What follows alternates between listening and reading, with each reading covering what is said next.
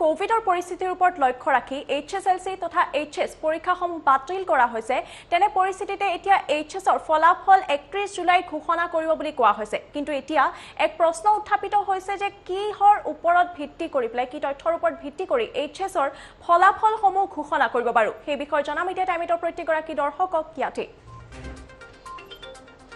এইবাৰ hs পৰীক্ষাৰ ফলাফল অসমৰ শিক্ষাৰ্থীৰ বাবে কি হ'ব hslcৰ ফলাফলৰ ওপৰত নিৰ্ভৰ কৰিব hsৰ ফলাফল hslcৰ ফলাফলতকৈ অতি বেছি 10% নম্বৰহে বৃদ্ধি হ'ব আপোনাৰ hslcত আপোনাৰ শতকৰা নম্বৰ 75% যদিহে আছিল তেন্তে আপোনাৰ hsৰ যি ফলাফল হেয়া 85%তকৈ আপোনাৰ নম্বৰ বেছি বৃদ্ধি নহয় উচ্চতৰ মাধ্যমিক পৰীক্ষাৰ ফলাফল অতিকৈ গুৰুত্বপূৰ্ণ হ'ব আপোনাৰ বাবে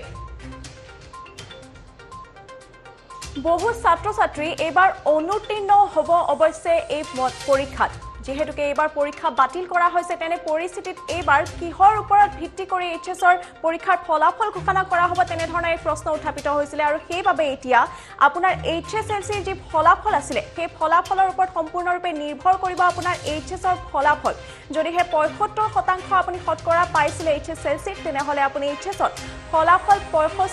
85%তকৈ অধিক বৃদ্ধি নহয় বুলি এই মুহূৰ্তত জনোৱা হৈছে সবিশেষ এই বিষয়ে জানিবলৈ পুনে পুনে সংযোগ স্থাপন কৰিছে আমাৰ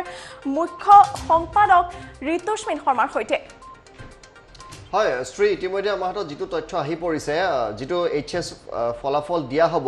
তাৰ নম্বৰ কেনেকৈ দিয়া হ'ব প্ৰতিগৰাকী শিক্ষাৰ্থীয়ে কিমান পাৰ্চেন্টেজ লাভ কৰিব কিমান শতকৰা নম্বৰ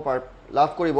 হেয়া তেওঁলোকৰ যিটো hslc পৰীক্ষা আছিল তাৰ ওপৰত বহুখিনি নিৰ্ভৰ কৰিব লগা হ'ব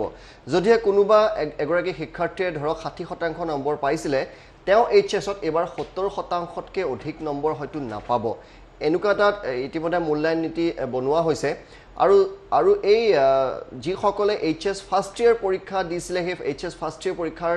নম্বৰৰ ওপৰতো hs ফাইনেল পৰীক্ষাৰ নম্বৰ বহুখিনি নিৰ্ভৰ কৰিব কিন্তু কথাটো হ'ল যোৱাবাৰ hs ফাৰ্ষ্ট ইয়াৰ পৰীক্ষা বহু শিক্ষানুষ্ঠানে অনুষ্ঠিত কৰা নাছিল দ্বিতীয়তে কোনোবাই যদি অনুষ্ঠিত কৰিছিল কোভিডৰ বাবে বহু পিতৃ মাতৃয়ে নিজৰ সন্তানক সেই পৰীক্ষা দিবলৈ নপঠিয়ালে গতিকে hs ফাৰ্ষ্ট ইয়াৰ পৰীক্ষা বহু শিক্ষাৰ্থীয়ে দিয়া নাই বহু বিদ্যালয় বা শিক্ষানুষ্ঠানে hs ফাৰ্ষ্ট ইয়াৰ পৰীক্ষা অনুষ্ঠিত কৰাও নাই গতিকে hslc পৰীক্ষাৰ নম্বৰটো আটাইতকৈ এই মুহূৰ্তত গুৰুত্বপূৰ্ণ হৈ পৰিছে দ্বিতীয়তে প্ৰতিখন শিক্ষানুষ্ঠানৰ যিসকল শিক্ষক আছে শিক্ষক শিক্ষয়িত্ৰী আছে তেওঁলোকে এবাৰ এই মাৰ্কিং সিস্টেমটোত মূল্যায়ন নীতিটোত প্ৰত্যক্ষভাৱে জড়িত হৈ পৰিব তেওঁলোকে জানে যে আসলে কোনজন ছাত্ৰ কিমান ভাল বা কোনজন ছাত্ৰ ক'ত লো ফলছ আছে সেই জানে আৰু তেওঁলোকৰ যিটো তথ্য আহিব সেইটো অতিকৈ গুৰুত্বপূৰ্ণ হ'ব গতিকে ইতিমধ্যে শিক্ষা বিভাগৰ ফালৰ পৰা কোৱা হৈছে যে এইবাৰ যিটো মূল্যায়ন আহিব বা যিটো hs পৰীক্ষাত নম্বৰ পাব সেই নম্বৰটো কিন্তু একোখন শিক্ষানুষ্ঠানৰ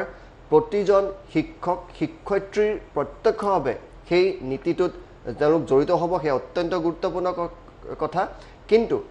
আপোনালোকে hslc যিমান নম্বৰ পাইছিলে তাতকৈ যদি আপোনাৰ পৰীক্ষা ভাল হ'ব বুলি আপুনি ভাবিছে ধৰক আপুনি hslc 60 পাইছিলে এবাৰ যদি আপুনি 80% পাম বুলি আপুনি ভাবি আছিলে সেয়া হয়তো আপোনাৰ নহ'ব পাৰে 60% যদি আপুনি নম্বৰ পাইছে খুব বেছি আপুনি 70% নম্বৰ পাব পাৰে দ্বিতীয়তে এইটো নহয় যে সকলোকে উত্তীৰ্ণ কৰাই দিয়া হ'ব যথেষ্ট সকল অনুত্তীৰ্ণও হ'ব কি হাৰত কেনেকৈ অনুত্তীৰ্ণ হ'ব সেয়া এতিয়ালৈকে জানিব পৰা হোৱা নাই কিন্তু আমাৰ হাতত যিটো তথ্য পৰিছে যে এবাৰ যথেষ্ট সংখ্যক অনুত্তীৰ্ণ হ'ব অৱশ্যে যোৱাবাৰতকৈ 5% এবাৰ বৃদ্ধি পাব কিন্তু যথেষ্ট সংখ্যক অনুত্তীৰ্ণ হ'ব যিসকলক উত্তীৰ্ণ কৰাই দিয়া হ'ব তেওঁলোকে মেট্ৰিকৰ যিটো শতকৰা নম্বৰ তাতকৈ অতি বেছি 10% বৃদ্ধি পাব আৰু এটা খবৰ হৈছে যিহেতু এবাৰ এই ধৰণে মেট্ৰিক আৰু hslc আৰু hs পাছ কৰাই দিয়া হ'ব গতিকে এইবাৰো শিক্ষাৰ্থীসকলক ল্যাপটপ আৰু স্কুটি চৰকাৰে বিতৰণ নকৰে যাৰ বাবে হয়তো 180 কোটি টকা ৰাজহ লাভ হ'ব চৰকাৰখনৰ হয়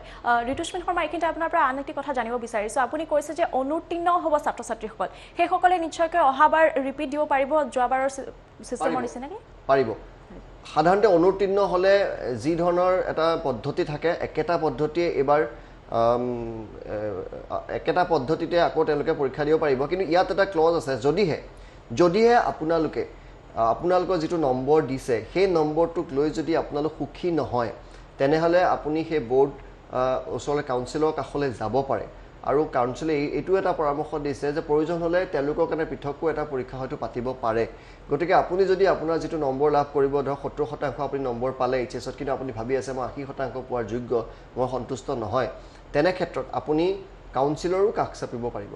হয় নিশ্চয়কৈ ধন্যবাদ জনাইছো ঋতুস্মিত শৰ্মা আপোনাক এইখিনিতে আৰু জনাব বিচাৰিছো প্ৰত্যেকগৰাকীকে যে আপোনাৰ এইচএছৰ যি ফলাফল সেই ফলাফল নিৰ্ভৰ কৰিব আপোনাৰ hslcৰ ফলাফলৰ ওপৰত যেহেতুকে জনাইছে এই মুহূৰ্তত ঋতুস্মিত শৰ্মাই যে আপোনাৰ যদিহে hslcৰ শতকৰা নম্বৰ 75% আছিল তাতকে খুব বেছি 10%হে আপোনাৰ নম্বৰ বৃদ্ধি পাব অৰ্থাৎ এইচএছৰ ফলাফলত 85%তকৈ আপোনাৰ নম্বৰ বেছি বৃদ্ধি নাপায়